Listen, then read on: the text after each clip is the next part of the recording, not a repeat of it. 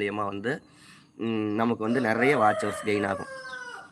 முடிஞ்ச வரைக்கும் shorts watch hours gain பண்ணணும்னா ஷார்ட்ஸ் வீடியோ போடுறத தவிர்த்திடணும் சுத்தமாவே.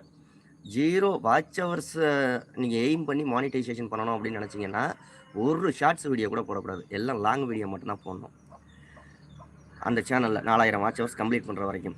இதுவே வந்து நீங்க ஷார்ட்ஸ் வியூஸ் மூலியமா மானிட்டைசேஷன் வாங்கணும் அப்படின்னு நினைச்சீங்க அப்படின்னா 100% ஷுவரா லாங் வீடியோவே தவிர்த்திடணும். வெறும் ஷார்ட்ஸ் வீடியோ மட்டும்தான் போடணும். மற்றது எதுவுமே நீங்க போடக்கூடாது.